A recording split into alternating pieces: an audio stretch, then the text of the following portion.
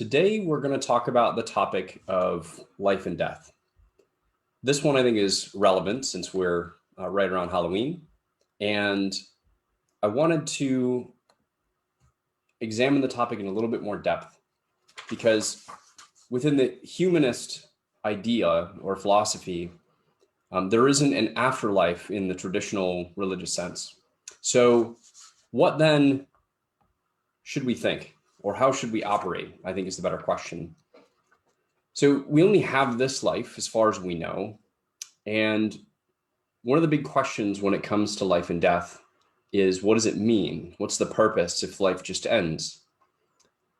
And I think death has always forced humanity to ask the big questions. What happens afterward? What came before? Why are we here? And then religion and philosophy have always tried to provide an answer to this question. Throughout history, philosophers have attempted to explain natural phenomena to include life and death, right? They've provided explanations grounded in cultures and even geography. And a lot of times those things grew into systems of belief and then even into dogma, right? And religious ideology. And those religions notionally try to help people understand just how the world worked, right? There were explanations for why there were lightning strikes or why things caught on fire. And a lot of them were attributed to gods or spirits. But unfortunately, sometimes they metastasized over time into something where it was forced upon other people. And so there's a lot of goodness to having a philosophy, right? Something that helps you understand your place in the world. The question is it useful to you? And then even beyond that, is it useful to humanity? So there's a saying by Pascal, who we're going to talk a little bit more about later, that reads, "By space the universe encompasses and swallows me up like an atom, and by thought I comprehend the world." So as we zoom out to the greatness of the universe and understand that we're just a tiny speck, we have to use our minds to think about, what does it mean, or what does our place in the universe mean? And so I wanted to talk a little bit more about how we make the decisions surrounding what we should be doing with our lives and how we should act. So Pascal had a wager, right? You might have heard of it. It's called Pascal's wager. And it's an argument for, nominally at least, there's some argument whether or not he particularly believed in this wager, on whether or not you should believe in God. And this is particularly the Christian God. And the argument is a rational person should live as though God exists and seek to believe, because if God doesn't exist, that person will only have a finite loss, right? Some pleasures or whatever it is you can do in your life, whereas that person stands to receive an infinite gain, right? This is in the afterlife anyway, and avoid an infinite loss, which is eternity in hell. So we'll come back to that in a second. But the way that that is framed, to me, speaks to the fear of death, right? And how, in my view, it prevents us from optimizing human existence. So other ideas, other than just the Christian idea, ideas like karma or reincarnation or some kind of an afterlife, are different ways to cope with the unknown of death. One of the things that I think of when I think of what happens when we die, and through the humanist perspective, is the idea of physics, right? That energy can neither be created or destroyed. So in our lives, we live and we invest in ourselves, we invest in our families, and we invest in our community. And as part of the greater bit of humanity, ideally, we invest in human progress. So I would argue that when we die, all of the energy that we've then invested in those different groups, right, whether it's our family, our community, or all of humanity, live on, right? And so therefore we live on in a way through the energy that we've put into other people, right? If you've invested in raising your children and they grow up to do great things, part of that is due to the energy that you invested, right?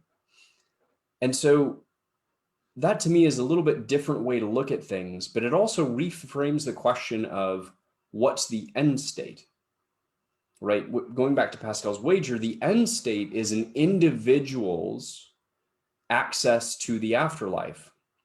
Now, that's kind of selfish in my view. Obviously, I don't believe in that idea in particular, but when you think about it, it drives behavior differently if you're thinking about your personal salvation as opposed to human progress or even human survival. And so, in my view, contributing to society allows you to live both on in memory and then through that transmission of energy, but then more importantly, through the ever increasing complexity of human existence. Now, if you've ever seen the movie Coco, right? So in some cultures, you die twice. Once when you actually pass from, Earth, from the physical world, and then the other time when you die in memory, when the last person forgets you, basically. And looking at it from the humanist perspective, I would argue that your energy never dies, right? That you will continue on as part of the universe, go back to whence you came. And what you invested in others really does make a difference. And so what I think this helps us to do is to make meaning of difficult experiences. So instead of there being some inherent meaning, whether it's God has a plan or, he works in mysterious ways, instead we get to choose what our experiences mean. So the question is, do we focus on the good or the bad? Do we focus on our suffering and how bad it is? Or do we focus on what we can learn from it and what we can pass on to others? And then do we refocus on the things that bring value to our lives and our human existence? Or do we focus on miseries and things that were taken from us or things that we might not have? And so going back to Pascal's wager, I think there's a better way to reframe the questions that he's asking around.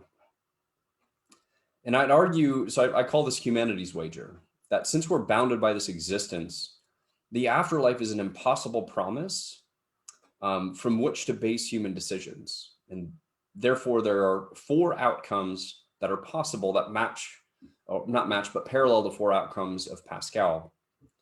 And so one is that a higher power exists, and that higher power will maintain humanity, right? Whether it's, keeping the earth, the climate at the appropriate level on earth for humans to survive, or whatever it happens to be, keeping the sun from exploding in eternity. All right. And so in that case, there's an interventionist higher power, and that is an infinite gain for humanity because someone or something is watching over us. 2 is a higher power exists, but won't maintain humanity. So a non-interventionist God or higher power, and that's an infinite loss, because if we're counting on the higher power and they're not taking care of us, then we're going to end up dying in the long run. And if humans die out and there's nothing to continue our energy, right, the energy that we've invested in the complexity of continuing human meaning, then it's as if it were for nothing. The third outcome is that a higher power doesn't exist. And again, we squander our resources and our time before the earth dies. And that outcome is stagnation and infinite loss. And then 4 is a higher power doesn't exist, but we do marshal our resources to leave the planet, to escape, eventually we run out of resources, right? The sun runs out of energy due to entropy.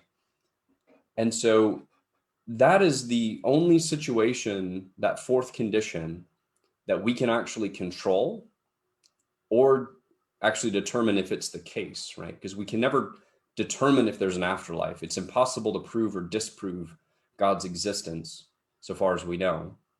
And therefore, the only situation we have control over is that if we don't believe a higher power is going to rescue us, and that we have to make our own outcome. We have to create our own future. And ideally, that future is one in which humanity survives, as long as we can possibly make that happen. So to me, that's the wager. If we're going to, play roulette, there are 4 squares, and that's the square that I'm going to put my money on. And so as we wrap up today in thinking about death, right? Realize that your energy continues on after you, and therefore you should live your life in ways that are investing in humanity's continued survival. Because as the way I see it, we should live as if we can affect humanity's future, because we just might be right. Thank you very much for joining us today. We'll continue the conversation after this and look forward to seeing you next week.